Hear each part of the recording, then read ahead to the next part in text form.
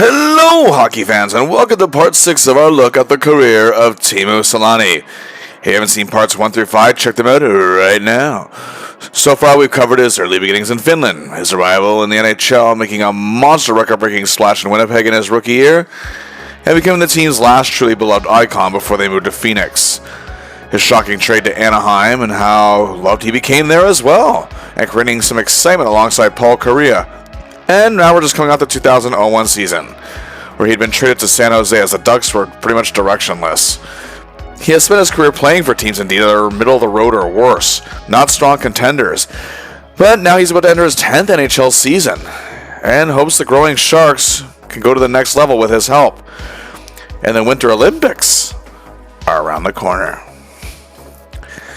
Selanne has never been on a team quite this deep in his career. Joining him up front on the Sharks is the likes of superstar Owen Nolan, who had been leading the team for the prior 6 seasons.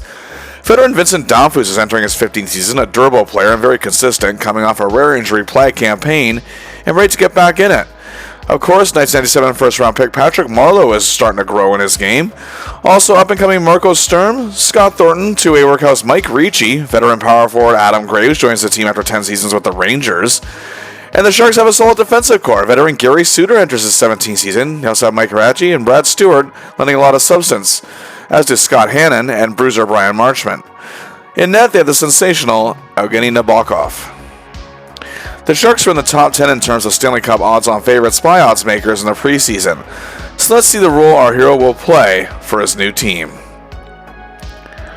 The first 2 games of the season went to overtime, a loss to Detroit and a scoreless tie with the Wild. And Selanne was pointless in both games, but he would actually play very well against Dave Anderchuk, Vinny Lecavalier, Marty St. Louis, and the lowly yet promising Lightning in a 4-2 win. He had a goal and a helper. He then went pointless in a win over the Bruins and another tie with the Wild, and then scored the lone goal in a humiliating 6-1 loss to 2-time defending Eastern Conference champions, New Jersey. But he played a pair of beauties in New York against the red-hot Islanders, led by Mike Pekka, Alexei Yashin, and goaltender Chris Osgood. He had already assisted on a Vinny Damphousse goal in the first, and then down 2-1 late in the second, he assisted Vinny with 6 seconds left, coming up in the clutch, and they got the tie. And then he had 2 more assists in a win over Fleury, Messier, Lindros, and the puzzling Rangers, and was named 3rd star of that game. He went pointless in the next 3 games, and then assisted on Marcus Ragnarsson's goal in a 4-2 win in Anaheim over Kariya and the Ducks, where the fans still loved to see his presence. He finished the month with 2 goals, 6 assists for 8 points in 12 games, and was a -4, but the Sharks themselves were off to a pretty good start. Selanne started the month of November well, a goal and a helper in a 5-2 win over Atlanta, and a 5-1 win over Marcus Naslund and the Canucks, where he had 2 assists. That was a 6-game road trip. He went pointless in the first 3 games of that road trip, but went over the Blues, tied with the Stars, and lost to Carolina. He had an assist in overtime loss to Chicago, and then once again got the better of his old team in a 4-2 win over Anaheim. He had a goal and a helper in that one, and was named 3rd star of the game. And then was the goal in a 5-3 loss to the Coyotes. Overall, 2 goals, 2 assists, 4 points, 6 games. The Sharks go 2-2-1-1 on this stretch. They'd lose the next 3 games, bringing their losing streak to 4. Selanne had a goal and was a -3 in that stretch, and he's really not lighting up the scoring sheet so far this year. But then the Sharks went on the attack, a 10-game unbeaten streak to end November into December. The Sharks go 9-0-1-0, and our hero is starting to look sharp. He started with a bang, 2 goals and a tight 3-2 win over Nashville, named the 1st star. A goal and a win over the Lemulus Penguins, assisted another win over the Ducks. He scored a beautiful solo effort in a 2-2 tie against Iggy and the Flames. He was pointless in a 3-1 win in Calgary. Then he got a goal in a 5-3 win over Vancouver, and then went back home against Edmonton. We made a great setup for Brad Stewart's overtime winner. He had an assist in a big 3-0 shutout win over the defending Stanley Cup champions, the Colorado Avalanche. Then 2 goals over Dallas in a 4-1 win for Star Honors. He went pointless in a win over the Thrashers, but count it up, 10 games, 7 goals, 3 assists for 10 points, literally a point a game and a good +3.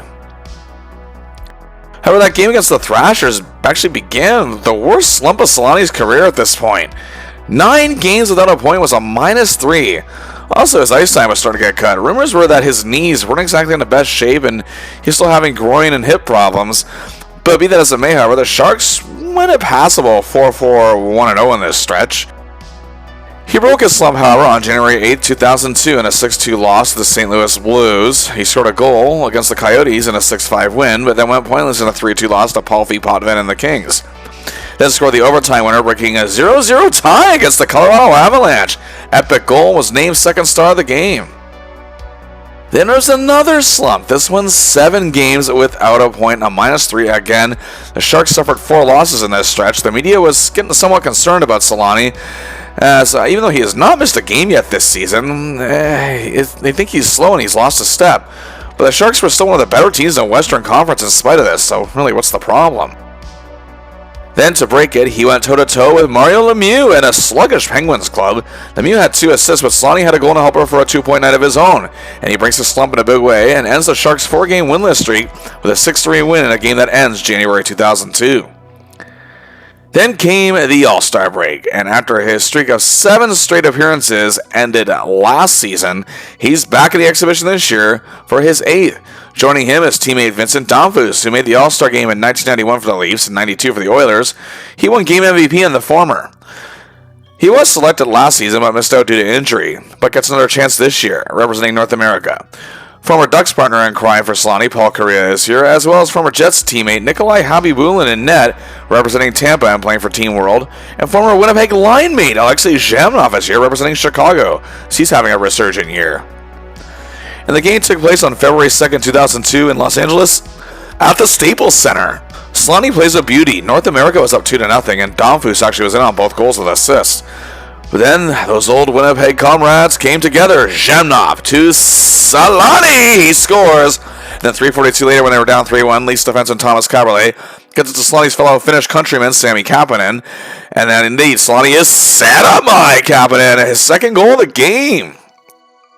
Selanne was named one of the All-Star Game's 3 stars, getting third behind Team World's Marcus Naslund in the game MVP Eric Daze of Team North America, representing the Chicago Blackhawks, who made some very beautiful plays. Either way, great show from our hero. Team World, however, did win the game 8-5. The Sharks went on to win the next 4 after the All-Star break, bringing their winning streak to 5. Selanne was playing really well. He went pointless, however, in a 2-0 win over the Flames, but still played good. But then had a helper in a 4-2 win over the shockingly good Blackhawks team. Then had a goal and assist in a 4-0 win over Ronnie Francis and the Carolina Hurricanes. The goal was an amazing, beautiful, shorthanded solo effort. He then scored a goal and a win over the Oilers 3-2. Selanne was looking really good as we head into the Olympic break. And indeed, 4 years after their shocking bronze medal win, Teemu Selanne is of course selected to play for Team Finland and is named their team captain. The Finns are considered an outside shot, and they're being actually taken a bit more seriously than they were back in 1998. But once again, Selanne would love to prove the naysayers wrong. One of the alternate captains was former teammate Teppo Numminen. These Olympics take place in Salt Lake City, Utah, USA. 5 members of the San Jose Sharks are making this trip. Owen Nolan is playing for the heavily stacked Team Canada club. Defenseman Gary Suter joins Team USA. Nicholas Sundström was on a favorite Swedish club. And Marco Sturm was part of underdog Germany.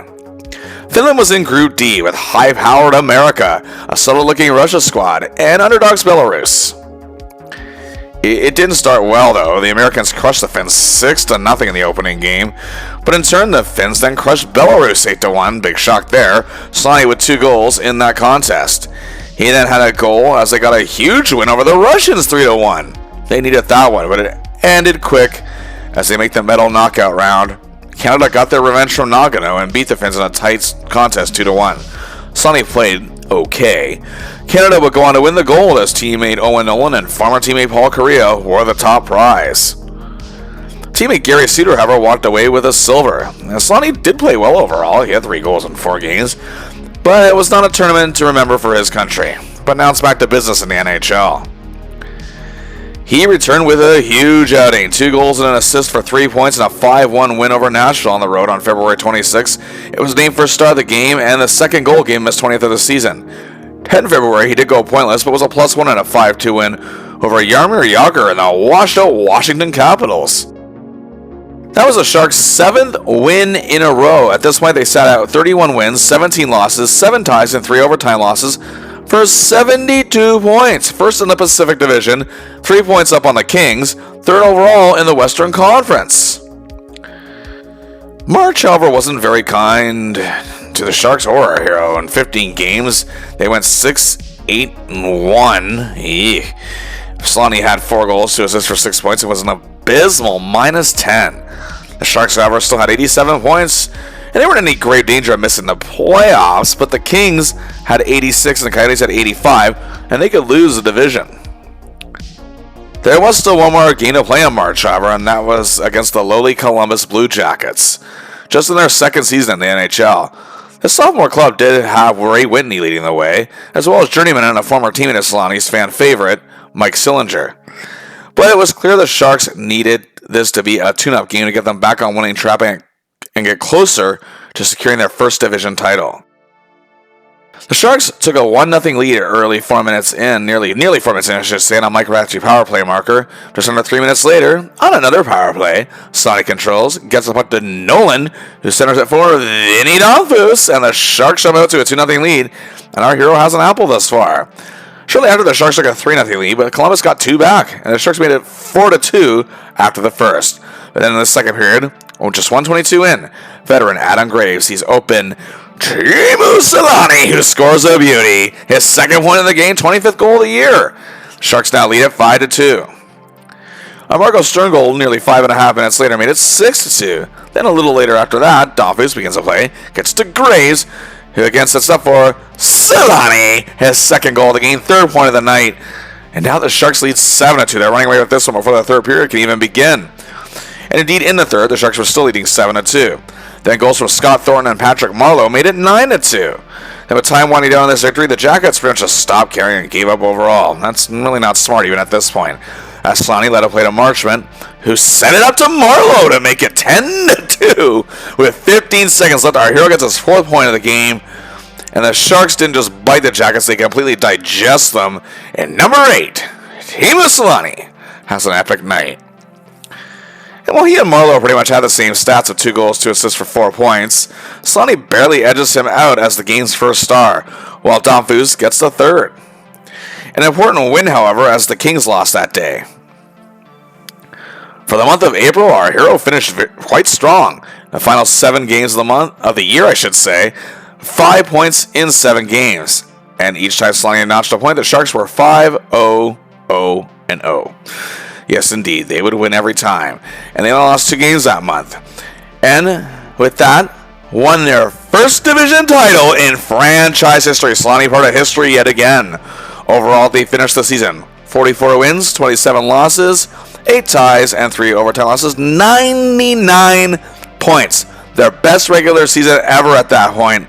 And they had the 3rd best record in the Western Conference. The Sharks had scored the 4th most goals in the league, gave up a good 9th lease, their power play was passable, and their penalty kill was 10th. Selanne had never been on a team quite like this before. And now indeed, just for the 5th time in a 10-season career, for our hero it is now playoff time. And awaiting the San Jose Sharks in the opening round is the 6th-seeded Phoenix Coyotes, and again, they're technically Teemu Selanne's former team, once known as the Winnipeg Jets. The Coyotes finished 40 wins, 27 losses, 9 ties, and 6 overtime losses for 95 points, just 4 behind the Sharks.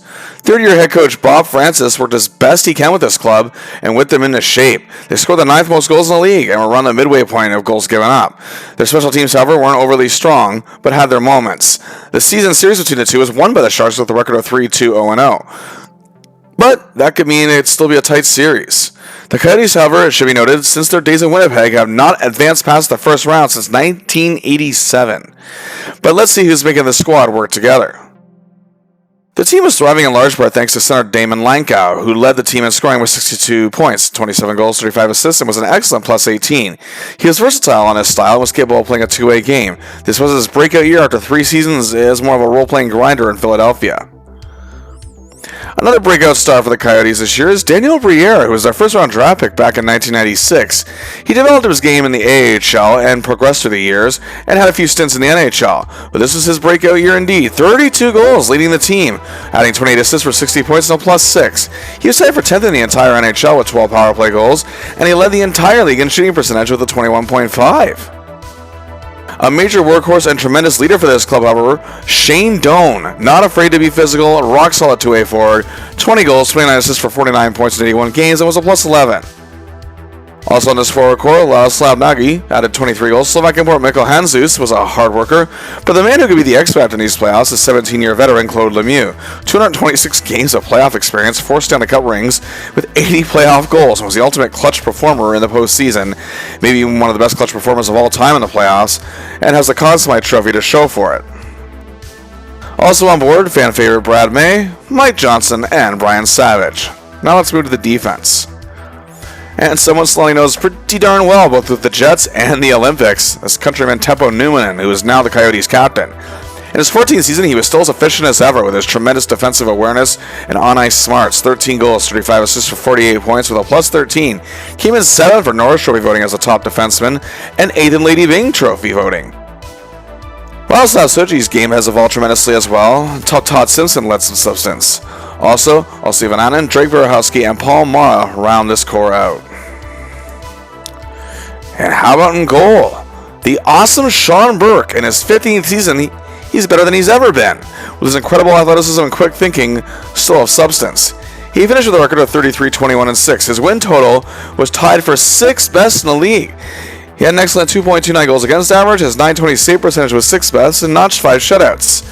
And for the very first time in his career, he was a finalist for the Vezina Trophy as the league's top goaltender, coming in 3rd.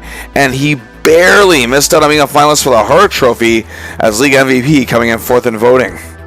Well, here we go. Game 1 at the Shark Tank, and the fans are psyched for this series and psyched for this awesome Sharks club. The game was deadlocked 1-1 in the second period. Marchment began a play that led to the stick of Selanne. Sets up Patrick Marleau for the Sharks to take a 2-1 lead, and they'd hang on. They win it by that same score. The Sharks take the first one. Game 2, Burke, however, is a beast in that. Our hero can't get anything going. Neither can his teammates. And he did not just one shot on goal. The Sharks were down 2-0, however, as the third period was winding down. With 5:41 left, Selanne gets the puck to Marleau, who sets up Marco for the goal. The Shark Tank explodes with a silence 40 seconds later as the Coyotes take a 2-goal lead again and win it 3-1. The series is 1-1, headed to the desert. Game 3 in Phoenix, Selanne is giving it his all, but he doesn't get many key chances. But thanks to big outings from Ricci, Hannon, and Nabokov, who the latter of whom was playing the game of his life in net, they win it 4-1, and the Sharks now take a 2-1 series lead. Game 4, Selanne is a little more aggressive in this one with his offensive attack, and does launch 5 shots on goal, but has held out the score sheet. But Nabokov is the hero. Again, the Sharks win a tight 2-1 battle and take a 3-1 series lead and are 1 win away from advancing. Game 5, back at the tank, and the fans are shaking the rafters. Selanne isn't much to be seen, but it doesn't matter as the Sharks win it. 4-1 the final score. They take the series by the same margin in 5 games. Selanne's first playoff series win since 1997 and only the second of his entire career. 2 assists and a +2, not bad at all, really. No standout performances, but clearly the job was done. Marleau and Nabokov were the stars of this series, but either way, this is a big accomplishment. Now on to the Western Conference semifinals. And oh boy, awaiting them in this huge series is the defending Stanley Cup champions, the Colorado Avalanche. They've had several issues with injuries this year, and it has hurt their goal production significantly as they're in the bottom half of the league. But it certainly helped that they gave up the least amount of goals in the league. They finished with a record of 45, 28, 8-1 for 99 points. And they're still finishing first in their division, second best record in the Western Conference. Coached by Bob Hartley, the team remained focused through adversity and everything. Their power play was 5th best, and their penalty kill was 2nd best. They have all the right tools to repeat as champions, but they had to fight through a grueling 7-game series against the upstart Los Angeles Kings to get here. Each team during the regular season won 2 games against the other, so on paper this could be seen as quite even, but of course the Avalanche have vast playoff experience. Let's see this stacked bunch. Still leading the way in Colorado is the man who was born to lead them and has been doing so for over a decade now since their days in Quebec. Talk about the great Joe Sakic. One of the most multi-dynamic players in NHL history, truly a marvel and a master-class hockey player. 26 goals, 53 assists for 79 points, tied for 5th in the league in scoring, 3rd in assists. He was a +12 and was a finalist coming in 2nd for the Lady Byng Trophy. He also was 7th in Hart Trophy voting for League MVP, 8th in Selke Trophy voting, and that's of course for the top defensive forward, and a first-team All-Star for the second straight year. He was also superb for Team Canada in the Olympics, leading them to a gold medal, and was named Tournament MVP. And you have Milan Hajduk, star winger for the Avalanche. He missed 20 games this season, but did manage to notch 21 goals, 23 assists for 44 points in the 62 he played, and was an even 0. He also missed most of the Kings series, but is healthy and ready to go for this one. Oh, and speaking of healthy and ready to go, oh boy, Peter Forsberg, who missed the entire season due to recuperating from a major spleen operation, looked like he hadn't lost a step in the opening round with 7 points in 6 games against the Kings and a +5. Also on this forward core, you had the work ethic of Alex Tanguay pushing the Avs to many wins. Chris Drake continues to be a much productive player. Also, Steve Reinberg was a big surprise this season. Also, rounding out this core, reliable Stefan Yell, playoff-savvy Mike Keane, Eric Messier, and Riku Hall. Leading the defense was one of the best of the game, the great Rob Blake. His physicality and presence all over the ice has truly made him among the elite in his era. He notched 16 goals, 40 assists for 56 points, and was a +16. He is a finalist for the Norris Trophy as top defenseman, an award he won back in 1998 with the Kings, coming in 3rd. He's a second-team All-Star for the 3rd straight season. He was 3rd in the league in defensive point shares to boot. He also joined Sakic on Team Canada, winning a gold medal, and played very well in many games in that tournament. Joining him on this blue line core was Greg DeVries, who had a career year. Despite missing 27 games, Adam Foote is playoff ready, and he too won a gold at the Olympics.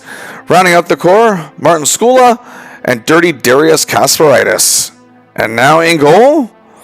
Oh yeah, man you don't often want to step in front of in the playoffs. One of the all-time greats, St. Patrick Waugh. What a year he had. Finished with a record of 32, 23, and 8. He was tied for 8th in wins. A career best 1.94 goals against average, which led the league. Also a career best 925 save percentage, second best in the league. Had another career best 9 shutouts, which also led the league. At 36 years old, he was still at his best.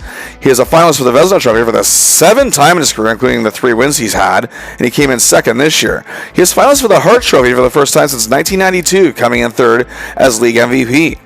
He was a recipient of the Jennings Trophy for least goals against for the 5th time in his career, and a first-team All-Star for the 4th time in his career, and also for the first time since 1992. He also became the first goalie in NHL history this year to reach 500 career wins, and going into this series brings 4 Stanley Cup rings, an NHL record 3 playoff MVP, Conn Smythe Trophy wins, and an NHL record 141 playoff wins. Can the Sharks pull this off? Well, Game 1 is at the Pepsi Center in Denver, and the Sharks look focused and unintimidated from the opening puck drop. A Mike Ricci goal 6:13 in put the Sharks out in front and first. But then 4:22 later, Stewart gets the puck to Ragnarsson, who sees Selanne. He scores his first goal of these playoffs. The Sharks now have a 2-0 lead. Nabokov was playing excellent in that, and they took a 2-0 lead in intermission, holding it all the way into the second period. And 11:28 into that period, it's Patrick to Marco to Teemu, his second goal of the game, and makes it 3-0 Sharks. He's coming alive in this one. The Avs, however, did get 2 back in the period. In the third period, the Sharks were hanging on to the 3-2 lead, and it was becoming a thrill ride. But then, with 7:26 left to play, Ragnarsson clears the puck out to Selanne, who goes in a goal with Marlowe. Waugh doesn't stand a chance. He scores, and it makes it 4-2. Selanne with his 3rd point of the game, playing off one of the best playoff performances of his career at this point. And the Sharks silence the Pepsi Center in Game 1 and take it by a score of 6-3. Teemu Selanne is named first star of the game. What an outing for him. 2 goals and assists, 3 points. A truly epic night. He does not fear this tough Avalanche squad as they take this important game. Can they keep it up? Well, not in Game 2. They were embarrassed completely 8-2. Selanne was a -2. Had 3 shots and goals. Every Avs player just seemed to be dangerous with the puck on this night. But now the series is tied 1-1 as we head to the Bay. Game 3, Sharks faithful, despite that loss, are still hungry for more. And it's a wild outing. The game is tied 1-1 after 1. The Sharks took a 3-1 lead in the second.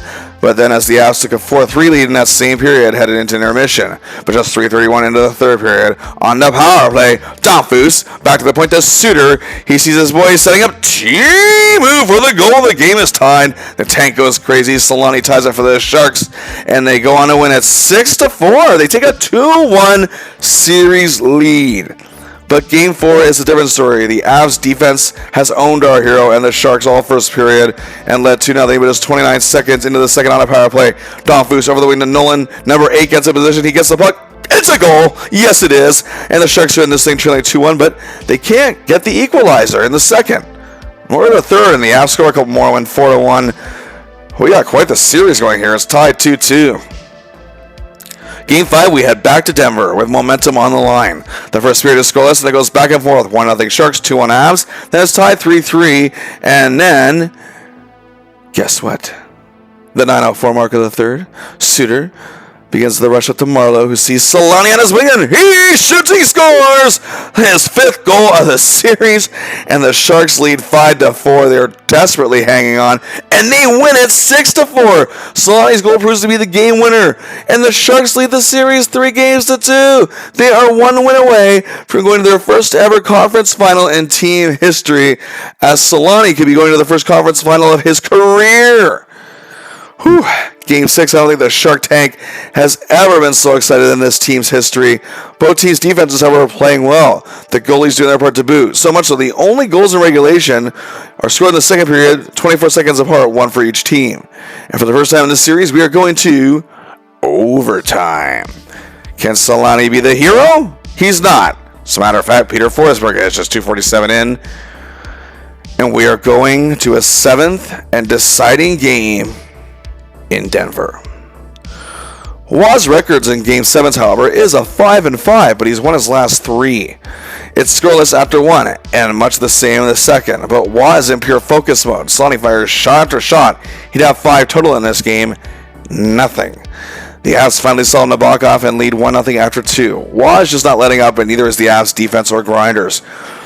But our boy is trying. He's doing all he can. The clock is counting down to 5. Come on. 4. Get it. 3. Press. 2. Another chance. 1. No. 0. The Sharks lose 1-0 and lose the series in 7 games, 4-3. So much for the dream year. Selanne had 5 goals and a helper for 6 points in 7 games, but was a pretty bad -5. It was actually the worst in the entire team. However, he did have amazing performances, especially in Game 1, had clutch heroics in Game 3 and 5. But many felt his overall presence was lacking in terms of depth, and a big reason for the Sharks ultimately losing. Some have said Selanne isn't built for playoff hockey. Is there really their validity to what they're saying? Well, I don't know, but I say at this point, it's the Colorado Avalanche, it's 2002, they're still pretty damn good, so it's not shocking that they won this still. However, the Avalanche would ultimately lose the Western Conference Final against the eventual Stanley Cup champions, the Detroit Red Wings. Well, let's go back to the regular season, shall we? The 2001-02 season, Selanne's 10th of his career and first full season with the Sharks, resulted in 29 goals, 25 assists, for 54 points in all 82 games. Not exactly the numbers we're used to, but either way, he and Vincent Donfus had amazing chemistry, working together to produce 22 goals, with Vinny setting up Teemu for 11, more than a third, Teemu in turn setting up Vinny for 7, more than a third of Vinny's 20 that year, and the two collaborated for 4 assists. That category, however, was tied with Owen Nolan, who also teamed up with Selanne for 4 assists, and together they produced 10 goals. And hey, Teemu Selanne did make the top 10 this year in game-winning goals, as his 8th were tied for 4th best in the league, along with Paul Kariya of the Ducks, Peter Bontra of the Capitals, Patrick Iliash of the Devils, and Steve Sullivan of the Chicago Blackhawks. It was only one behind Matt Sandin of the Leafs and Glenn Murray, who split time between the Kings and Bruins, who both had 9, coming in tied for 2nd, and just 2 back of 1st, behind Blue superstar Pavel Demitra, who had 10. There is no award season for our hero this year. His streak of 7 straight seasons with Lady Byng Trophy votes comes to an end. It was just the 3rd time in 10 seasons Selanne failed to reach 30 goals, and it was the first time since the lockout season back in 1995. The only other time he failed to do so was his injury-rattled season in 93-94, where he suffered that brutal Achilles tear. However, his 29 goals led the whole team. It was his 5th time in his career that he led his team in goals. 6 players on the Sharks reached 20 goals this year. 2 more reached over 15. Suter's coaching style was fit to the dead puck era, and Selanne had more prominent forwards around him than he did in Anaheim or even Winnipeg. But some do point out Selanne has slowed a bit, I say at this point that's still debatable. He did, however, play all 82 games. It's actually the first time since his rookie year he never missed a game. He led the Sharks to their best regular season ever and their first division title. Yeah, he did finish a -11. That's actually the second worst mark of his career. But in the playoffs, he had some big moments. Despite the continuation of postseason disappointment in his career, he had 8 points in 12 playoff games. He finished tied for fourth in game-winning goals, as I mentioned. He played in the NHL All-Star game for the 8th time in his career and played very well in it.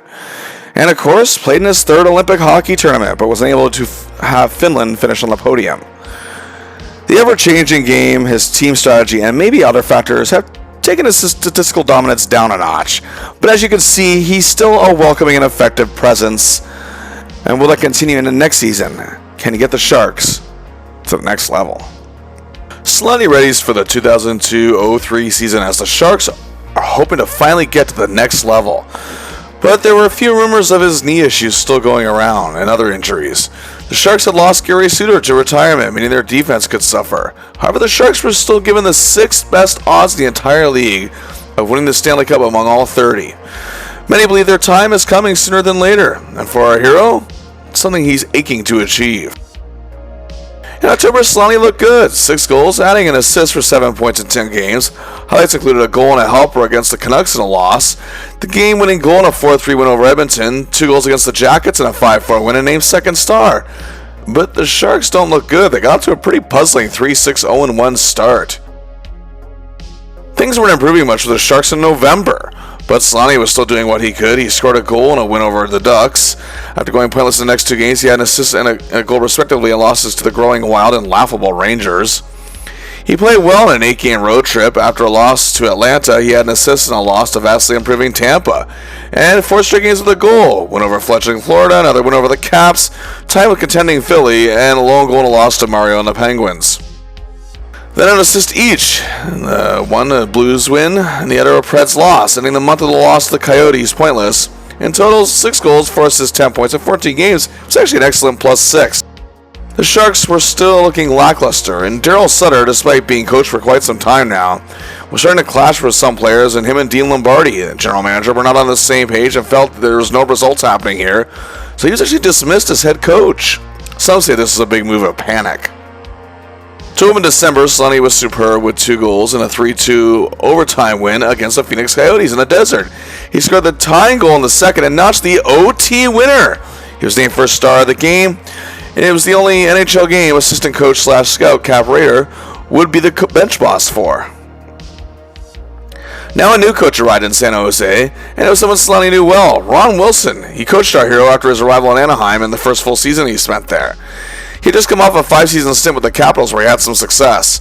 In the next 4 games at home, Selanne was leading the way. He assisted on Marlowe's shorthanded goal and a 3-2 win over rookie Rick Nash and the Jackets, and had a goal and a 4-2 loss to a sad-looking Nashville club, and then had an assist and a 5-2 win over the Pens. Then he was pointless, but played well in a 2-0 win over Yager and the Capitals. Just as it looked as if the Sharks were responding to Wilson's arrival, they went on a 5-game road trip. Selanne had an assist and a 2-1 loss to the Rangers. Then he and his boys made their way to Canada, taking on veteran Doug Gilmour and the Montreal Canadiens, and he scored a goal in a 3-1 win. Then it was a drive over to the nation's capital of Ottawa, taking on the powerful Senators, led by Daniel Alfredson, Marian Hossa, and Zdeno Chara. And hey, Selanne had a goal and 2 assists for 3 points, in on all 3 goals, in a 9-3 loss. Well, they're hoping to have better luck against Sundin, McGillney, Belfour, and the Leafs, and Selanne did have 2 assists when the Sharks blew a 3-1 lead and had to settle for a tie. Then he had a goal in a tough 5-2 loss against Joe Thornton and a great-looking Bruins club. Selanne was great on this road trip. 3 goals, 5 assists, 8 points in 5 games. He was a -2, and the Sharks went 1-1-1. Then it was back home for a huge 8-game homestand. Selanne had a goal, was a +3, and a 4-1 win over a solid-looking Ducks team on Boxing Day. Then after a 3-3 tie at the Hawks, he scored his 20th goal this season in a tight 2-1 win over Mark Recchi and the Flyers. But it was a not-so-happy New Year to be in 2003 with back-to-back losses to the Stars and Avalanche with an assist on the latter. He then had an assist in a 5-5 tie with Anson Carter and the Edmonton Oilers. Then after a bad 4-1 loss to the Prongerless Blues, he then bounced back with 2 assists in a 3-0 win over Naslin Bertuzzi and the powerful Canucks. In those 8 games, Selanne had 2 goals, 4 assists for 6 points. It was a +4. To finish up the final 8 games of January, Selanne had a goal, 6 assists for 7 points in those games and was a -2. And we're heading into the NHL All-Star break, and the Sharks are really below average. 19, 21, 6, and 5 for 49 points. They're sitting in 11th place, 7 points back of a playoff spot, not very far ahead of the teams behind them. But then indeed came the NHL All-Star Game on February 2nd, 2003 in Sunrise, Florida at the Office Depot Center, home of the Panthers. Selanne is selected once again for the 2nd straight year and the 9th time of his career. However, the Team North America versus Team World format is scrapped and is once again back to the Eastern Conference versus the Western Conference. This is also Selanne's 5th time being voted as game starter. He's the only representative of the Sharks this year, to little surprise. He didn't notch a point in this game, but the West did win 6-5 in a thrilling shootout. It's back to business. In February, Selanne notched 4 goals, 6 assists for 10 points, but was a bad -6. He had an assist in a 6-2 win over the Canes, a goal and a helper in a 4-3 loss to the Wild. After the loss to the Blues, he had 2 assists in a heartbreaking 5-4 loss to defending Cup champions Detroit. Their losing streak hit 4 after being shut out by Columbus, of all teams, but Selanne had an assist in a 4-2 win over sinking Chicago. Pointless in the next 3 games, all losses. Then he notched a goal in a 6-0 win over the Jackets. And then he scores 2 goals and was named first star in a 5-2 win over the Calgary Flames. Then he had an assist in a 3-2 win over the Canucks. The Sharks' playoff hopes, however, just keep coming slimmer. For the first 15 games of March, Selanne went without a goal. He would later get 1, adding 7 assists for 8 points, and was another -6. The Sharks were not getting any better. If anything, they were getting worse.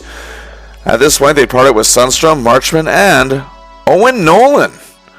Dean Lombardi will also be departing the team as GM by the end of the season. The Sharks are not going to make the playoffs. Now, to wrap up the year, the Sharks had 3 straight ties to end the season in April. In Calgary, Selanne had a helper. And in Edmonton, in a 3-3 draw, he had 2 goals, including the tying goal with 41 seconds left. And then pointless against Phoenix to end the season. He actually didn't really play well in that game. What was his 176th and final game as a member of the San Jose Sharks.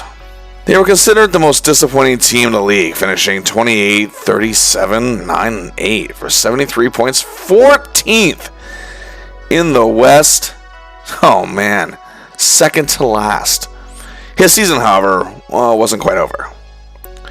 For the first time since 1999, the 4th time in his career, he'll be representing Finland at the International Ice Hockey Federation World Ice Hockey Championships in Finland! Hey, this was a huge moment for Selanne and his teammates. Remember, in 1999, Selanne walked away with a silver, and since that tournament, the Finns have taken home a bronze and their silver, but last year finished 4th. He was rejoined by Habs superstar Saku Koivu, as the two had worked very well together in the past at both the Olympics and the Worlds. Koivu had just overcome cancer the year prior. Only 2 other Sharks players made the trip. Patrick Marleau represented Team Canada, and Nico Dimitrikos was representing Team USA. Selanne indeed got a hero's welcome back home, treated like a king like Gretzky did in Canada, as he received a tremendous standing ovation from the people who worshipped him. Selanne's arrival on April 26th against Austria saw the arena packed to the gills, and he led the Finns to a victory 5-1, and then they humiliated Slovenia 12-0. Then they dropped a tough 2-1 loss to the Czech Republic. Then they were stunned by Slovakia 5-1, but the Slovakia team was a lot better than people were giving them credit for. What is happening here? But anyway, they bounced back with a tune-up 9-0 win over Ukraine, and then they had to settle, however, for a 2-2 tie against upstart Germany. The Finns in the knockout round took on their hated rivals, Sweden, and Selanne recorded a hat-trick. They led 5-1 in the second period, and they blew it. They lost 6-5. Yikes. Huge heartbreak in the homeland. Selanne would go on later to say it was one of those heartbreaking losses indeed of his career. Sweden, however, would go on to lose the gold medal game to Canada. In 7 games in this tournament, Selanne had 8 goals, 3 assists for 11 points, and was a +3. He was tied for 4th in scoring with teammate Saku Koivu. Despite another great showing, it still wasn't easy for him to swallow. Others would actually say secondhand that he had the attitude in the locker room afterward that he felt he let his country down. But he still walked out of there their hero. Now, back to his NHL regular season. Selanne had 28 goals, 36 assists for 64 points in all 82 games for the Sharks. And wow, he was doing really well alongside Patrick Marleau this year. Marleau set up Selanne 11 times, over a third of those goals. Selanne in turn set up Marleau 16 times, just under half of Selanne's assists. And that's all but 12 of the goals Marleau scored that year. And the two also collaborated on 6 assists, totaling 33 different goals that these two teamed up for to work together to produce. That is remarkable. He also collaborated on 6 assists with defenseman Jim Fahey. Also, he still worked pretty well with Vincent Donfus when they were shifted together, and proved to have chemistry with Marco Sturm this season. Selanne for the 9th time in his 11 seasons got votes for the Lady Byng Trophy, coming in 16th with 28 total votes. Well, his final season in San Jose didn't really see him get back to statistical dominance, and the team as a whole was a mess. They weren't a bad team, however, per se. They just had a really bad season, but really needed to fix it, and they did make the necessary changes. But Selanne won't be around to see them. He did co-lead the team in goals with Marleau and Sturm, as that line really did gel well together, but they seem to be the only one. He also led the team in points. That is the 5th time in his career that he has accomplished leading his team in scoring. He played in his 9th NHL All-Star game. He did, however, finish a -6 and missed the playoffs for the 6th time in 11 seasons. But he got the chance to play in the 2003 World Championships in his home country, and despite the devastating loss, he had an excellent showing in the tournament. But the San Jose era is over for number 8, and to add salt to the wound, Paul Kariya and the Mighty Ducks of Anaheim made a miracle run to the Stanley Cup final before losing in 7 games to the Devils. Selanne would decline the option to rejoin the Sharks for $6.5 million. While his time in San Jose wasn't near as memorable or iconic as his time in Anaheim or Winnipeg, I wouldn't exactly call it an outright failure. He led the team in goals both full seasons he was there, co-leading in the latter, and led the team in points in his last season there. He also led the team to their best regular season ever at that point, their first division title in 2001-02. Statistical dominance was diminished. He never quite had the team surrounding him in his career that he did in San Jose. It wasn't just a 2 or 3 man show like it was at Winnipeg or Anaheim. He played in the All-Star game both full seasons with the Sharks and was top 10 in game-winning goals for the 4th time in his career in the 01-02 season. Also, Selanne continued to be a superb international megastar for Finland, playing in both the 2002 Olympics and 2003 Worlds, but sadly unable to win a medal in either. Well, count it up. 64 goals, 67 assists, for 131 points in 176 games in 3 seasons, 2 of them full seasons, where he actually didn't miss a single game. He's still considered to be among the best the game has to offer. As I mentioned, his era in San Jose is indeed nowhere near as memorable as Winnipeg or Anaheim, but, well, to give a bit of a spoiler what's just ahead, it's certainly a lot more memorable than his next stop. Yes, indeed, Teemu Selanne signed a 1-year deal with the Colorado Avalanche for the 2003-04 season worth $5.8 million. He felt that the Avs had a better future than the Sharks. At the time, this was seen as a huge move and a good one by Avs general manager Pierre Lacroix. Coach Tony Granato, who took over 32 games into last season, was ready for his first full season as coach. And indeed, I will give you a backstory, but a very brief one, as I've covered both the Nordiques and the Avalanche on this channel a fair bit. Yes, the Quebec Nordiques, the alternative to the Habs, had success in the WHA from its inception from 1972 to 79. They managed to win the AVCO Cup Championship in 1977. They entered the NHL in 1979, and their fan base grew even further. They built their legacy around 2 major spotlighted names at the time, superstar winger Michel Goulet, and one of the biggest playmakers of his time, the first Czech superstar in the NHL, Peter Stastny. The Nords had some great seasons, made the playoffs every year from 1981 to 87. Even making the conference finals twice, and engaging in a hated rivalry with the Habs that made many memorable moments still talked about to this day. The problem was the team just couldn't progress past a certain point, and the people running it just lost all control and then made some terrible and questionable moves to boot. So much so for the 1987-88 to the 91-92 season, the Nordiques were the proverbial laughingstock and joke of the NHL, and a hero comes along with the strength to carry on. Drafting Joe Sakic in the first round of the 1987 draft was a bit of a steal, as a lot of teams seemed to pass up on him and didn't think he was valuable. He was a silver lining in the very dark cloud of Quebec City, but became an idol in La Belle Province, and by 1995, Sakic was one of the NHL's best players, and they were finally contenders, thanks to players like Sakic, along with Owen Nolan and Swedish import Peter Forsberg. Just in time for the team to move to Denver and become the Colorado Avalanche. Despite their newfound regular season success recently, they still haven't won a playoff series since 1987. In their first season in Denver in 1995-96, they took a major gamble trading Nolan to the Sharks and acquiring Sandy Zoslinch to get their defense a spark. And they got good goaltending the last couple of years, but they were lacking great goaltending. Well, they finally got that in December of that year, acquiring megastar goaltender Patrick Waugh from the Montreal Canadiens in a storied trade. Well, Sakic, Forsberg, Ozo, Waugh, along with Kamensky, Claude, Deadmarsh, Yell, Ricci, Simon, Gusarov, Foote, and others, won the Stanley Cup in their first year in their new town. The Avs remained contenders as the 1990s drew to a close, and still had many of those elements, and some new ones such as Hayduk, Tanguay, Drury, and DeVry. But couldn't get back to the finals. That was until 2001, when they dominated the NHL in the regular season and beat the Devils in a grueling 7-game series to win their second Stanley Cup. And Bruins icon and future Hall of Fame defenseman Ray Borg was along for the ride, winning his first ring. Next couple of years, the Avs remained contenders, but suffered some playoff heartbreak, especially last season, losing in the first round to upstart Minnesota. But as we ready for the 03-04 season, Selanne had another incentive. Paul Kariya had also signed with the Avalanche, leaving the Ducks after 9 seasons, coming off their before-mentioned miracle Stanley Cup run. The media hype in Denver was huge for this. The hockey media all over North America was covering this story like crazy. Despite the retirement of Patrick Waugh, they did have a reliable goaltender in David Abisher. Sakic was still in top form. He did have injury issues the year prior, but Forsberg just won the Hart Trophy and led the league in scoring in 2003. Hayduk had just won the Richard Trophy. Tanguay was still producing very well. This forward core on paper looks like the most dangerous in the league with Kariya and Selanne on board. The defense was still strong with the great Rob Blake, grossly underrated Adam Foote, and rookie John Michael Isles. The Avs were given the second best odds in the entire league of winning the Stanley Cup. Our hero's time could be now. Can he and Kariya reignite and recreate that spark and excitement? Well, on October 10, 2003, we may find out as they open the season against the lowly Chicago Blackhawks. The Hawks had a resurgent season in 01-02, but have fallen apart again, and are trying to refine their identity. Despite a talented wonder in Eric Daze, as well as Kyle Calder, Steve Sullivan, and Selanne's former teammate and line mate Alexei Zhamnov, this wasn't a strong overall team, but hey, anything can happen. Selanne and Kariya get a huge ovation from their new fans, as it's game time. And just 5:40 in, it happened.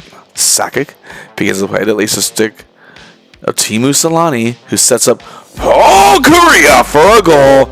The first connection in over 2 years. What a huge moment for these two, making their reunion mean something. It's Selanne's 920th career point, at first as a member of the Avalanche. The Avs went on to win 5-0. That was our hero's only point of the game, but Kariya had a 3-point night. That assist set Selanne on track to score a point in each of his first 4 games as a member of the Avalanche. He had another helper in a 2-1 loss to Blues, his 437th career goal and first as a member of Colorado, and it came with a 5-2 win in Minnesota. And then there's another assist he had in a loss to Edmonton. But Kariya got hurt in a loss to Boston, and he'll be out for a while. After another win over the Oilers, Selanne had a goal and a helper in a 5-3 win over the Predators. He was pointless in the loss to the Sabres and missed the next game, which was a win over the Flames. In November, Selanne was still playing pretty well. In 15 games, he had 5 goals, 4 assists for 9 points. It was actually an amazing +7. Some of the highlights included a game winner over former team the Sharks, an overtime winner against former team Anaheim, a goal and a helper in a 4-1 win over the Oilers, named third star. Kariya came back for a couple games, hurt again. He'll be out to the new year. The Avs, however, were off to a very good start. In December, Selanne was more or less staying the course, but he has yet to regain his statistical dominance. He did have a goal and a helper in a 4-1 win over Yager and the crappy Caps. He was named third star of that game. On December 27th against the powerful Flyers, led by Simon Gagne, he scored a power play marker and assisted on Hayduk's overtime winner. He was named second star of that one. In total, he had 3 goals, 5 assists for 8 points, and a +1 in 12 games. Still not bad. But Selanne didn't have a good January at all. Or February. Or March. He did have 1 assist over the course of 2 games in April, so yay. Selanne in 43 games starting in the new year, from the beginning of January to April, had 6 goals, 3 assists for 9 points, and a -9. That included a career worst 19-game pointless drought. The only saving grace, the Avs were still a very good team. But Selanne sadly didn't have as much to do with it as he did, elsewhere. It was no longer debatable now. His knees were bad. He was slow on the ice. He couldn't make the moves that he used to. He couldn't do the things that he was known to do. He lost his finesse. In San Jose, it may have still been just a minor problem, but the reality could no longer be ignored. Head coach Tony Granato didn't take this laying down either. He knew the score. Selanne was averaging nearly 20 minutes of ice time in November. By the end of the year, he was barely averaging 14 and a third. Oddly enough, he only missed 4 games. Some say it was his desire to win a Stanley Cup to try to keep himself going. But some felt he's putting off major surgery that could prolong his career, but again, that's also not a guarantee. It's still a risk. Knee surgery could change the trajectory for the worst for any pro athlete. Either way, the Avalanche still finished the record of 40, 22, 13, and 7 for a very good 100 points, second in their division, and then fourth in the Western Conference. Their goal production was 6th, their goaltending was passable, third-ranked power play, but not the greatest penalty kill. Despite their bizarre year, our hero, for the 6th time in 12 seasons, gets another chance at the postseason. It is now a playoff time. And winning the Avs in the opening round are the 5th place Dallas Stars, who finished just 3 points behind Colorado with a record of 41, 26, 13, and 2 for 97 points. The Stars have made the playoffs 7 times in the last 8 seasons and have a Stanley Cup to show for it, plus another finals appearance. Coached by Dave Tippett, they continue to be a team that you can't count out. They didn't have the strongest offense, which is 194 goals, but they gave up the second least in the league. Their power play wasn't strong, but their penalty kill was among the best, the opposite of the Avs. It should be noted that the Avalanche and Stars have faced twice before in the playoffs, and the Stars won both times. This season, however, the Avalanche dominated the season series with a 3-1, 0-0 record. But this Stars team certainly does have a lot of substance. Bill Guerin was their top offensive weapon, leading the team with 34 goals. Adding 35 assists for 69 points, he led in that category as well, and was a plus for a team. His goals were 9th best in the league. His 25 even-strength goals were tied for 4th best in the league. His 3 hat-tricks were best in the league. He actually did not share that with anybody. He did, however, share his 10 game-winning goals, but it was still first in the league in a 3-way tie. He was one of the best power forwards of his era, and he has a Stanley Cup ring with the Devils in 1995. Jason Arnott brings 85 games of playoff experience, 2 cup appearances, winning one with the Devils in 2000. He has been a physically imposing two-way forward with size and abilities to work all ends of the ice. He had 21 goals, 36 assists for 57 points. His assists led the team. He was a tremendous plus 23, which also led the team. And he garnered 7 votes for the Selke. Brendan Morrow has always been a consistent presence on the Stars, joining them in 1999-2000. A first-round pick of the Stars, gritty, driven, and determined, he scored 25 goals, added 24 assists, 49 points in 81 games, was a plus 10, career highs across the board. He was 7th in the league in shooting percentage and garnered 29 votes for the Selke Trophy. The great Mike Modano still led this team as captain, but he didn't have the best year. But the 15-year veteran has 139 games of playoff experience, 124 points, and 3 Stanley Cup appearances, getting that ring in 99. Another major two-way star, one of the best in the league at the time, Yuri Letnin, Teemu Selanne's fellow countryman, despite missing 24 games, is healthy for the playoffs. 17-year veteran Pierre Turgeon is present, as are recent acquisitions Valerie Bure and Shane Corson, the latter of whom has 135 games of playoff experience. Rounding up the course, Stu Barnes, Rob DeMaio, Steve Odd, and Scott Young, who has 2 cup rings and 137 games of playoff hockey under his belt. Now to the blue line. Leading the way is superstar defenseman Sergei Zubov, a true-thinking man's player who can thrive under pressure. 12-season veteran with 133 games of playoff experience, 3 cup finals appearances, winning twice.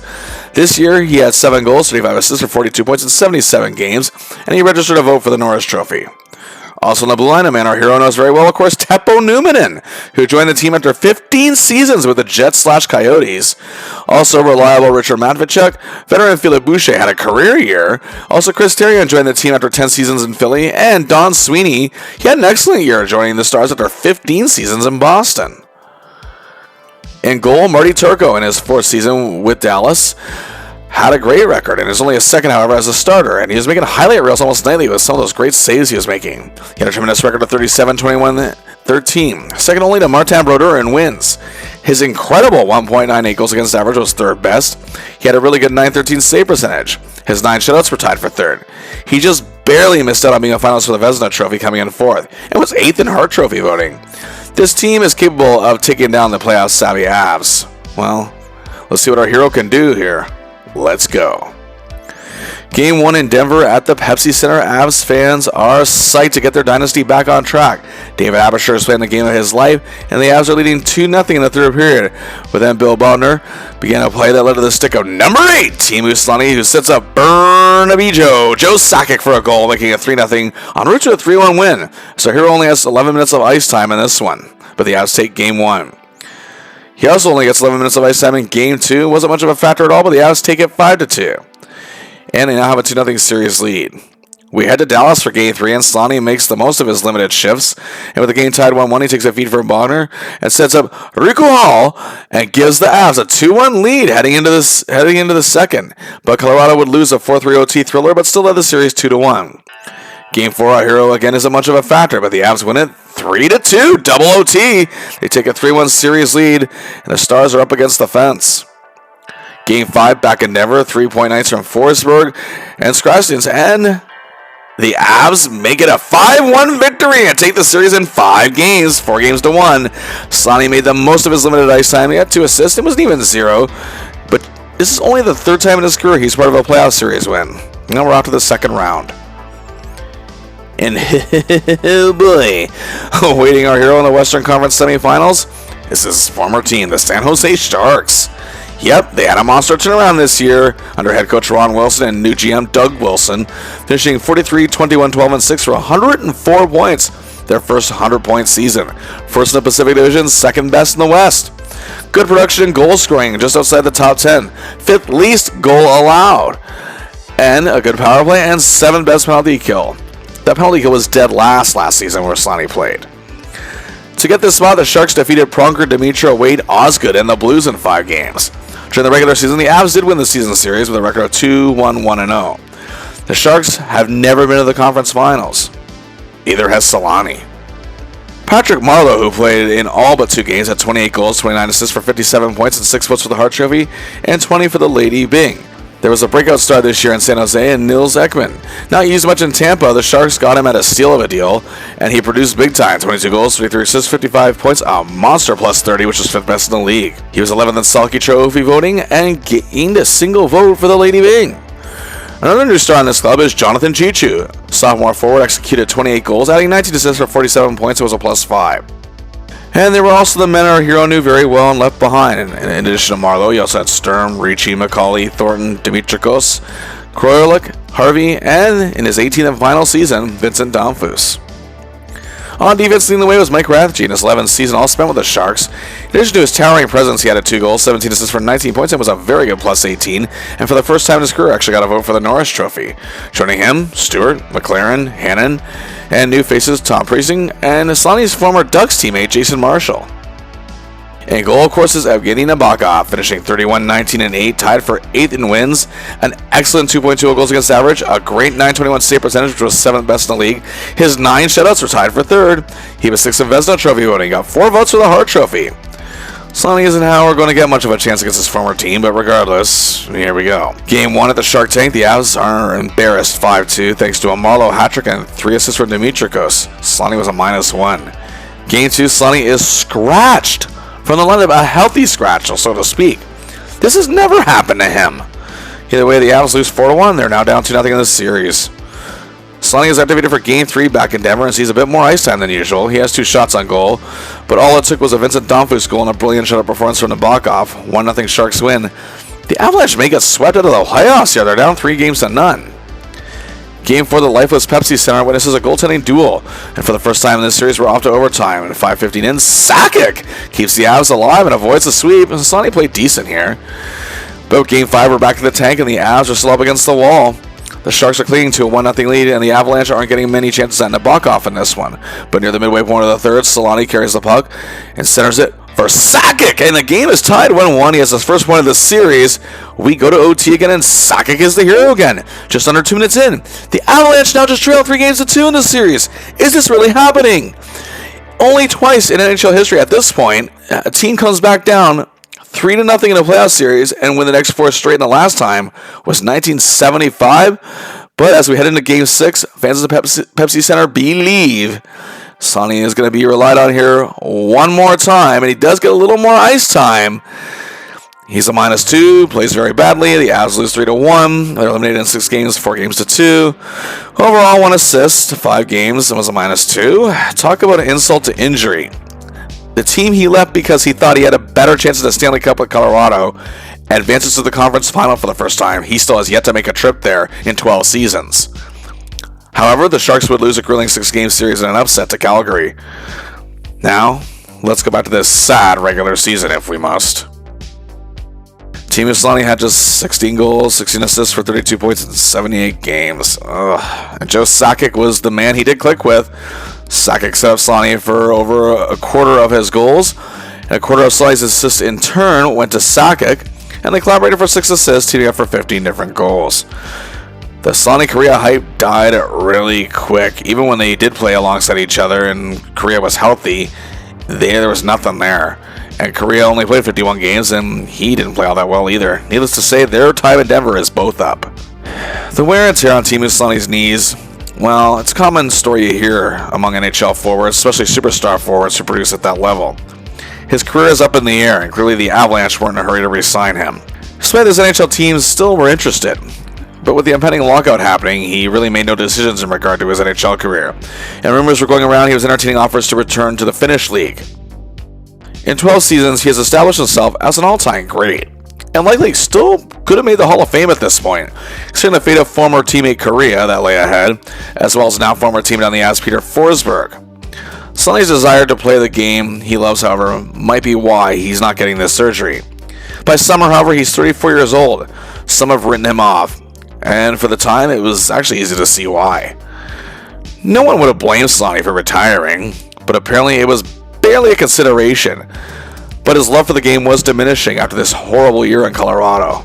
What's he going to do in the future, though? Would it be right for him or any team he plays for to have him just limp along hoping he might get better one day?